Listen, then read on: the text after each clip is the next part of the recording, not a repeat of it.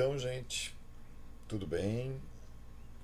Estamos em mais uma edição de Lendo com o Luiz, em que nós estamos avançando por este livro sensacional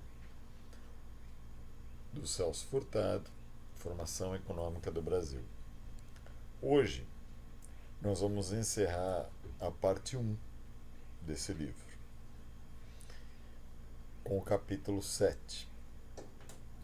A parte um corresponde à economia escravista brasileira, né, nos séculos XVI e XVII.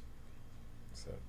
É interessante a gente mencionar sobre essa parte 1, antes da gente partir diretamente ao capítulo 7, que o Celso Furtado baseou a tese de doutoramento dele em Sorbonne, em 1948, na economia colonial brasileira, né, do Brasil nos séculos XVI e XVII. E aí isso leva a uma discussão muito interessante que apareceu à época e que me lembrou uma coisa que eu li sobre o livro do Celso Furtado recentemente na apresentação que o Luiz Felipe de Alencastro faz na edição comemorativa dos 50 anos. Em que ele afirma, né, que o pessoal que reclama do livro do Celso Furtado não apresentar muitos dados estatísticos, né, para um livro de história econômica, não sabe exatamente muito bem como é que funciona a pesquisa em história econômica no Brasil, né? Não funciona, não sabe como funciona muito bem a pesquisa em história econômica e não sabe muito sobre estatística e construção de séries históricas, né? Hum, É provável que a gente grave alguns vídeos comentando de maneira mais agregada essas partes do livro do Celso Furtado, né?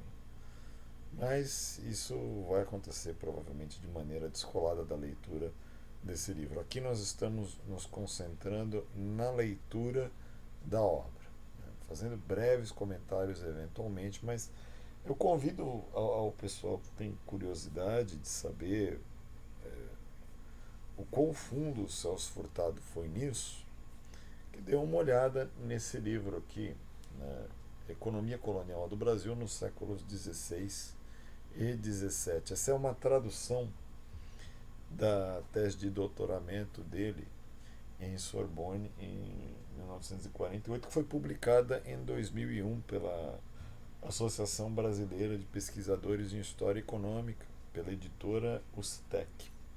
Tá? Então, aí está. Bom, é uma obra bem interessante para aprofundar mais, evidentemente, no assunto. Então, vamos ao capítulo, né? Vamos lá. Que é a página 44. Vamos lá.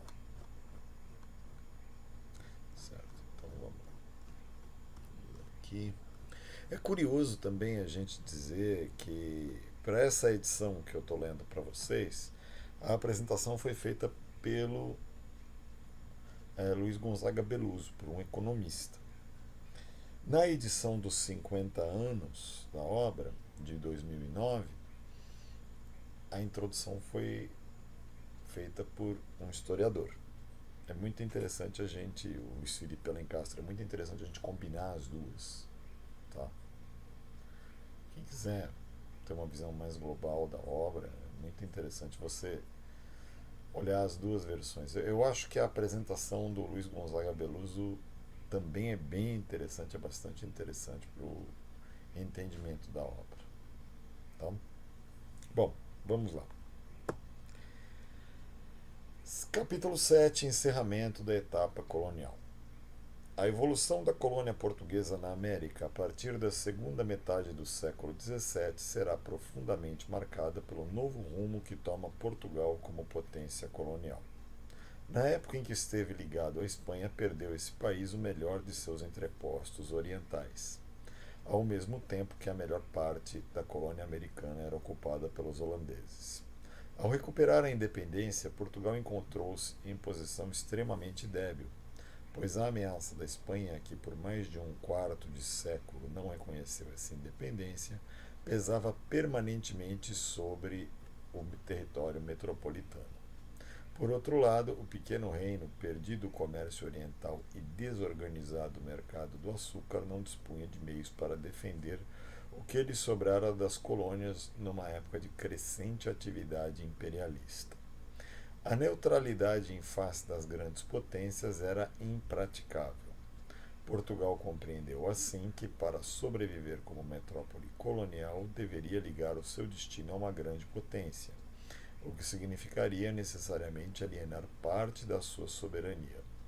Os acordos concluídos com a Inglaterra em 1642, 1654 e 1661 estruturaram essa aliança que marcará profundamente a vida política e econômica de Portugal e do Brasil durante os 2 séculos seguintes. Esses acordos, esses tratados, eles são muito importantes para a gente entender como é que Portugal cai sob a dependência, né, da Inglaterra no século XVII e no século XVIII. Deixa eu ver se eu anotei alguma coisa aqui nas minhas anotações. Né? Então,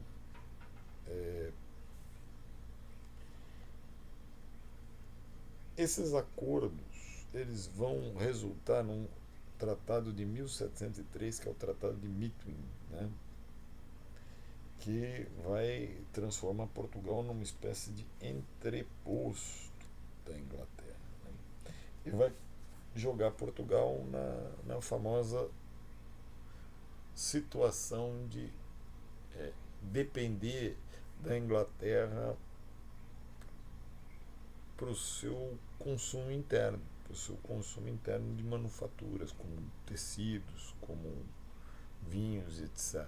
Né? Vinhos não, desculpe, como tecidos, como é, artigos de consumo básico, essas coisas, certo? Enquanto que Portugal vai cobrir esse déficit comercial que terá com a Inglaterra com o ouro brasileiro no século seguinte. Tá? Mas vamos lá. É essa aliança que Portugal vai fazer com a Inglaterra que vai praticamente sepultar a autonomia do Império Português e, por conseguinte, o Império Português. Né?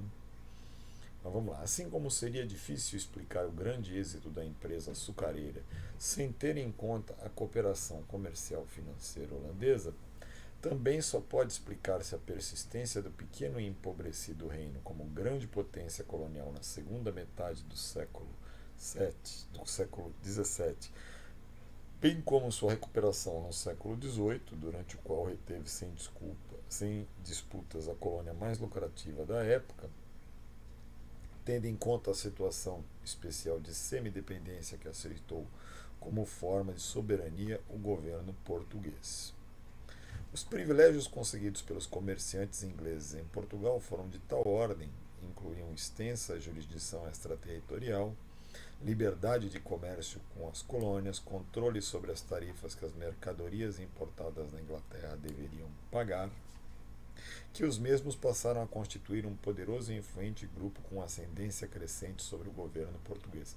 Prestem atenção nessa parte que eu destaquei.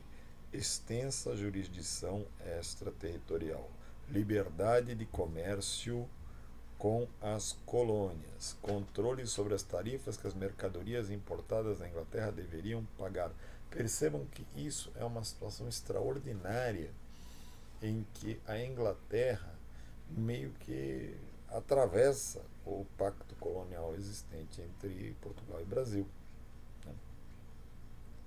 Isso vai aparecer com outros acordos que nós vamos ver lá na frente, mas eu não vou comentar isso por enquanto. Tá?